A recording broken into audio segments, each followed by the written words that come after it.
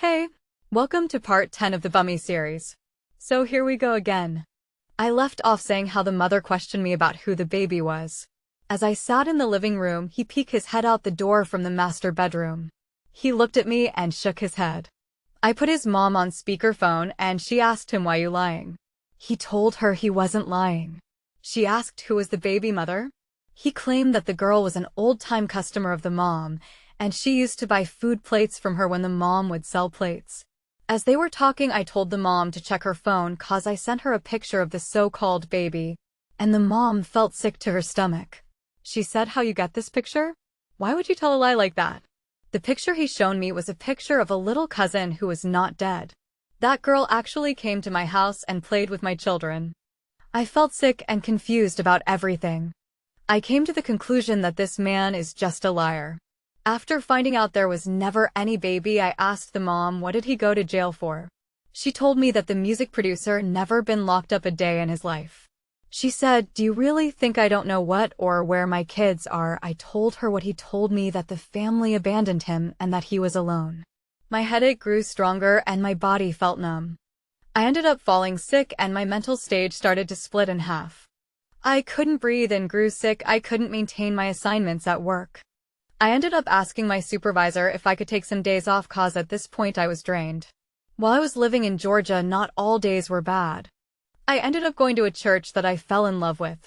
I found peace at this church and everything felt right at this church. My kids loved going to this church and so did I. He came to church with us and saw how happy we were and how everyone took a liking to us. He knew he didn't have control over that as of yet. So he made plans to have the church members back away from me.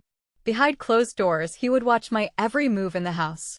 He would sit behind my work desk and listen to all my conversations with everyone. I was a lockbird who didn't have anywhere to go. One night he was sleeping and his phone kept going off. He was getting messages from a person named Shotgun. Apparently this Shotgun was a music producer from New Orleans. I couldn't care less who the person was. What I cared about was the conversation. The guy asked where he'd been and what he'd been up to. His reply was the most disgusting answer. He told Shotgun he moved to Georgia and he was having some issues with his baby mama and the law. He told Shotgun that his baby mother had pushed his daughter down a flight of stairs and that they were proceeding with the court to get the child with full custody.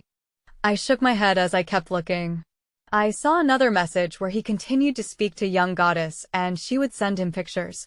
But he deleted the picture that was sent so I could only see his reply.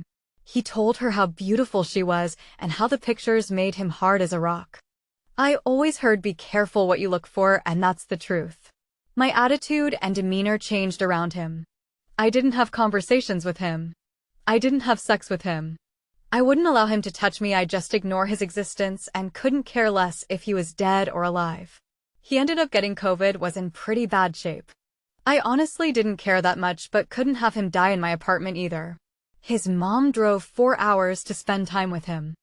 I honestly think she came because she felt and knew I wasn't going to take care of her son. And she was right. I given up on him. I didn't care anymore. As she came to the house, she asked me where the kids were. I told her that I couldn't have the kids get infected with COVID, so I sent them to Florida.